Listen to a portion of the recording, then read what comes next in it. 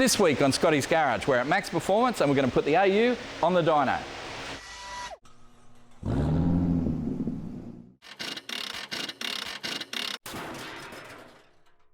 So here we are, today's the big day. We're going to put our AU on the dyno here at Maxx Performance and see what it makes. At the moment, the boost controller is turned all the way down. It's just got a Turbo Smart Boost T that is locked down tight.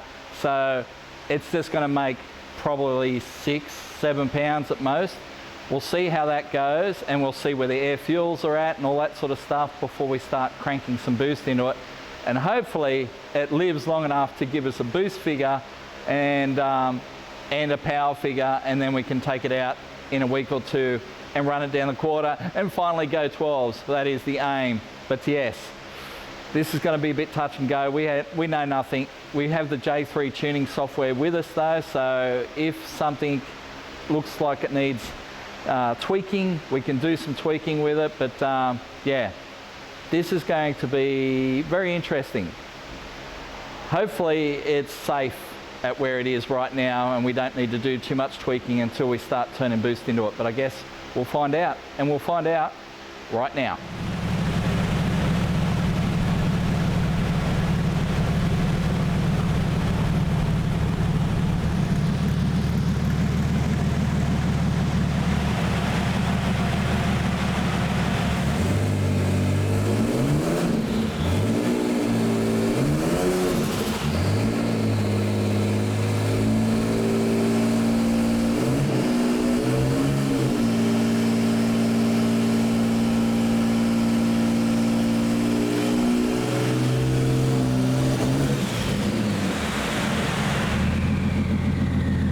It's very rich, fat as fuck.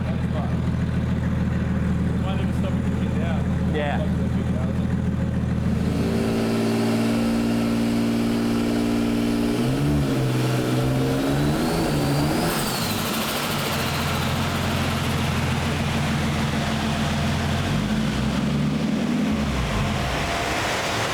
I'm gonna unplug the trans.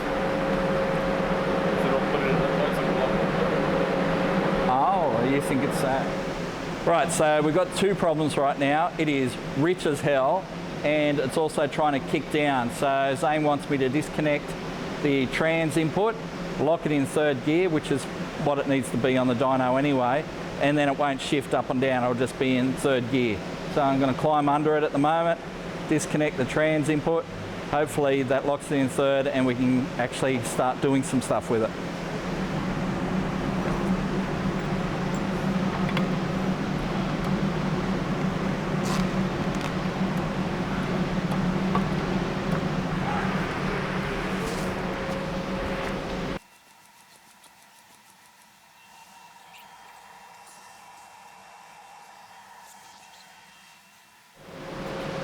You got to be in neutral to start it.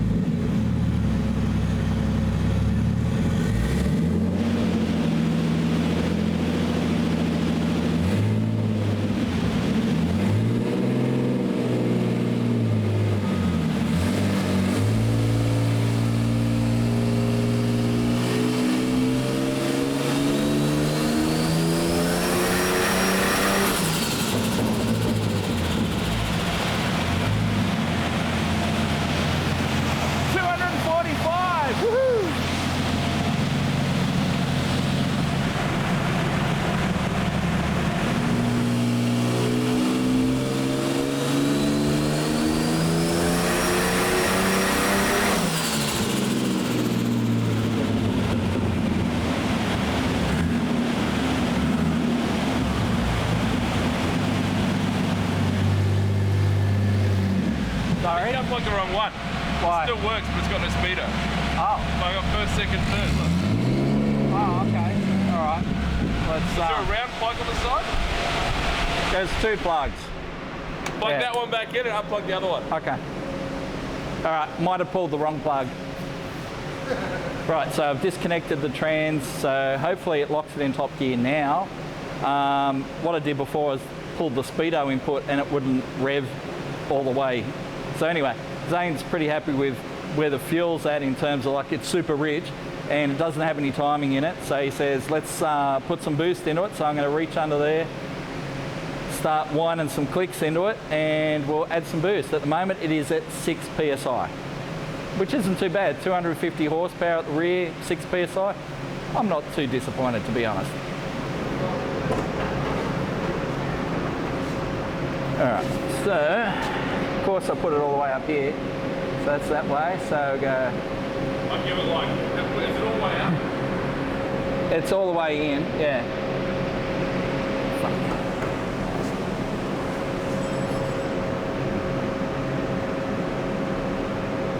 Tray switch. Alright.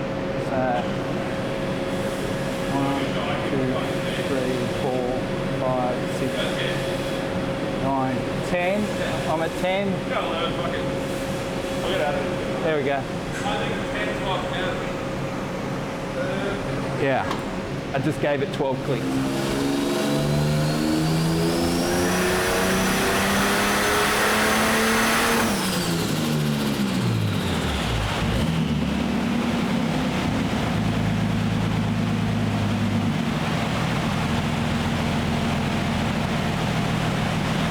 Almost 300 at the rear horsepower, but yeah, we're going to open it up now.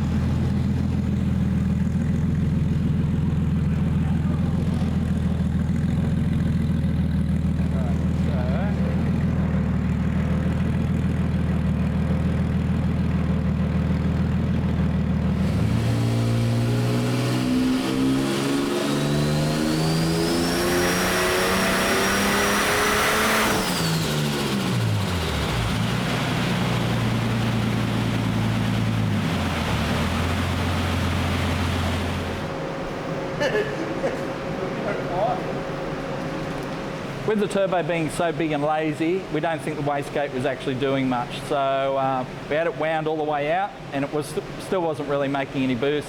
So we've thrown some more spring in it. We're going to crank it all the way back again and do another run, and hopefully it should make some more boost and some power. Hopefully.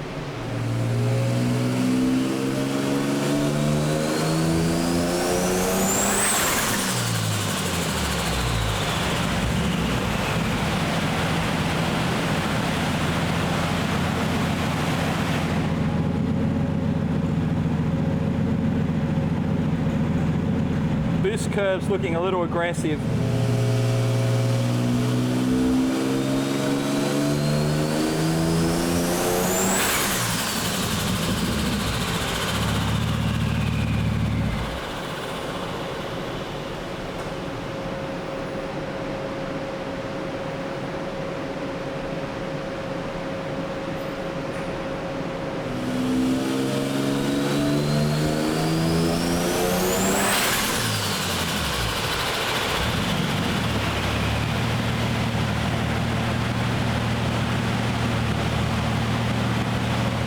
So at the moment it's just starting to come on boost, and then it all shuts off, and we think it might be related to the trans being unplugged.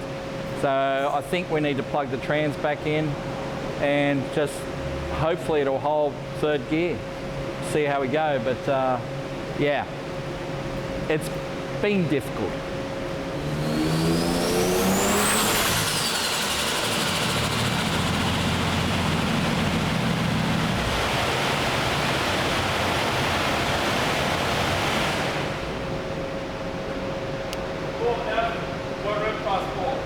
Okay. No matter what I do. So the problem we're having right now is every time we get to 4,000 RPM, it just cuts out. So we've got to work out why that is.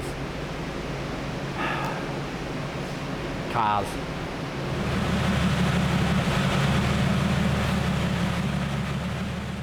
Right, so that is where our dyno session ended. Yes, we're having this issue where it would just come up on boost and it'd ramp up really good and then just cut. And we're like, fuck, what is going on here? We just, oh, it had us totally bamboozled. The boys needed the dyno back, so we got the car off the dyno, and the next day I was just thinking it through, looking at the footage, and I realized that all our problems started when we put the extra spring in the wastegate. So I'm like, is it a boost cut of something? And I reached out to Jason at TI Performance and he didn't seem to think so. You know, I mean, it was only 8 PSI, it wasn't even 10 PSI that it was cutting out. So it was kind of a mystery, but I thought, let's pull the spring out, put the standard spring back in and see what that does. And sure enough, I pulled the spring out, took it for a run up the street and it revved out cleanly, did all the things it's supposed to do, felt actually really strong, felt really good. So I was kind of like, we're hitting some sort of boost cut. It shouldn't be happening, but it is. So I thought, all right, let's see if we can get it back on the dyno this week. But that hasn't happened, unfortunately. The boys at Maxx Performance have been flat out and just haven't been able to get any dyno time this week. So we're going to run it as is. What do we know? We know it makes 295 horsepower at 6 PSI, 295 rear wheel horsepower at 6 PSI. That's actually not too bad. It's not too bad at all. We know it is rich as hell, like the air fuels go down into the 9s, 9 to 1. It is super fat. So we know that when we're at the track, what I can do is run it down the track, see how it goes, keep an eye on the air fuel gauge as I'm going down the track, make sure it's not leaning out at all, but I don't think it is. Like on the street, it was solid, like low 10s, if not richer, you know, so it was pretty good. So I think on the track, if it's nice, super rich, what we'll do is I'll just start pulling fuel out at the track, try and get, you know, as much power as I can with that 6 PSI boost, because yeah, it doesn't look like it's going to give us any more boost than that. It's not the turbo's fault. It's not even really the wastegate's fault. It's just, yeah, if we put too much spring in it, it makes too much boost and the computer says no. So yeah, we're going to run it like that. See how it goes. We know that 295 horsepower at the rear is actually good enough for a 12. How do I know that? Because I've got a bunch of dyno figures on my whiteboard in the office there at Carnage. Well, we are at Carnage.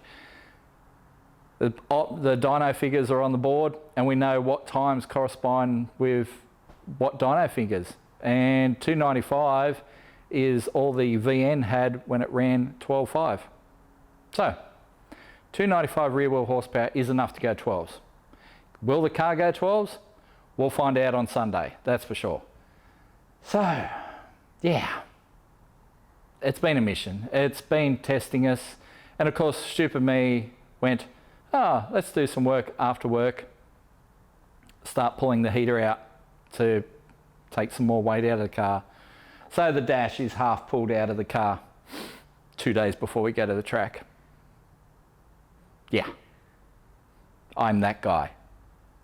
Anyway, I'll get it back together. We'll take it to the track. Hopefully we'll run 12s and you'll see all that on future episodes of Scotty's Garage.